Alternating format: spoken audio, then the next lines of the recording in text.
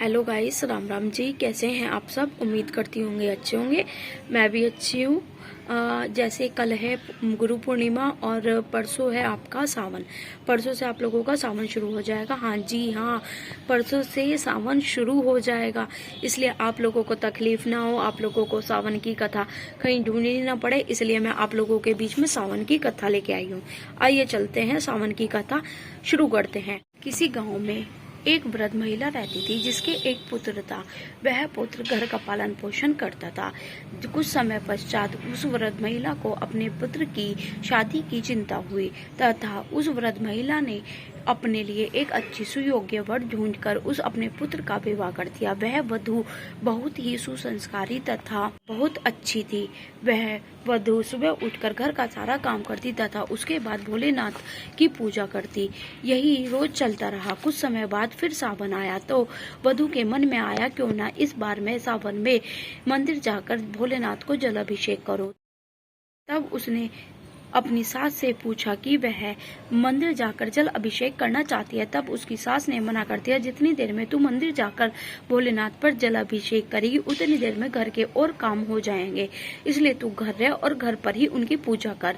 वह वधू बहुत उदास हो गई तथा उस दिन उसने कुछ नहीं खाया पिया। और ऐसे ही अगला दिन आया। सुबह उसने सारा काम किया और पानी भरने के लिए जब गई तब उसने दो लड़कियों को देखा जो हाथ में पूजा की थाली लेकर कहीं जा रही थी। तब उस वधू ने उन दोनों को रोककर पूछा कि तुम बहन कहाँ जा रही हो? उन दोनों ने बताया कि हम लोग भोलेनाथ की पूजा करने के लिए जा रही है। तब उस वधू ने सारी बात उन्हें बताई। तब उन दोनों लड़कियों ने कहा कि तुम ये रोज इसी समय आओ और हमारे साथ पूजा करो। तब वधू बताती है कि मेरे पास तो कोई भी सामग्री नहीं है और यदि मैं घर से सामग्री लाई तो सास को पता चल जाएगा। तब उन लड़कियों ने उन्हें कहा कि कोई नहीं, तुम मेरी सामग्री से ही पूजा कर ले। ऐसे ही रोज होने लगा। रोज वो पानी भरने के बहाने आती और रोज मंदिर जाकर सिर्फ एक प्रार्थना करती कि मैंने जो झूठ बोला है उसे क्षमा करना और मेरी पूजा को स्वीकार करना। ऐसे ही धीरे धीरे सावन का लास्ट दिन आ गया। तब उस वधू के मन में आया कि आज तक मैंने भोलेनाथ को कुछ नहीं चढ़ाया है, आज तो मुझे कुछ अपना चढ़ाना होगा। तब उस वधू को और कुछ ना दिखा। उसने अपने नाक की बाली निकालकर भोलेनाथ की पिंडी पर चढ़ा दी और वह घर आ गई तथा अपनी सास से नजरें छुपाने लगी। जैसे जैसे दिन बीतता गया तो उसकी सास की नजर बहू की नाक की बाली पर पड़ी। तब उसकी सास ने पूछा कि तेरी बाली कहाँ गई है? तब बहू बताती है कि जब तक मैंने पानी भरा था जब तक तो वह बाली मेरी नाक में ही थी, उसके बाद पता नहीं कहाँ गिर गई।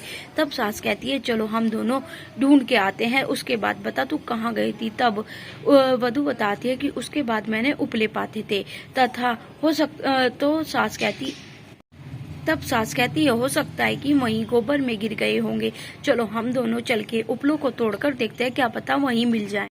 तब वे दोनों उपले तोड़ना शुरू करती हैं और जितने भी उपले थे उन सभी में से एक ना एक बाली निकलती है। तब सासू माँ ने कहा कि ये क्या हो रहा है, तेरी तो एक बाली थी पर इतनी सारी बालियां इन उपलों के बीच में कैसे आई? तब वो बहू सब कुछ बता देती है कि मैं ऐसे ऐसे भोलेनाथ पर जाकर जल अभिषेक करती थी और मेरे पास कुछ ना था तो मैंने अपनी नाक की बाली भोलेनाथ को चढ़ा दी थी। उनके बदले में उन्होंने इन बालियों को इतने गुना करके मेरे को वापस किया है। तब उसकी सास कहने लगी यदि भोलेनाथ ऐसे हैं तो अब से अगले सावन से हम दोनों मिलकर भोलेनाथ की पूजा तथा उन्हें जल अभिषेक किया करेंगे। फिर ऐसे ही अगला सावन आता है और वो दोनों भोलेनाथ की खूब पूजा अर्चना करती हैं। ये थी सावन मास की व्रत कथा। आप लोगों को अच्छी लगी हो तो प्लीज शेयर एंड सब्सक्राइब कीजिएगा और जो भी मेरी गलती लगी हो प्लीज मुझे कमेंट करके बताइएगा, जरूर भूलिएगा नहीं। Okay, bye bye.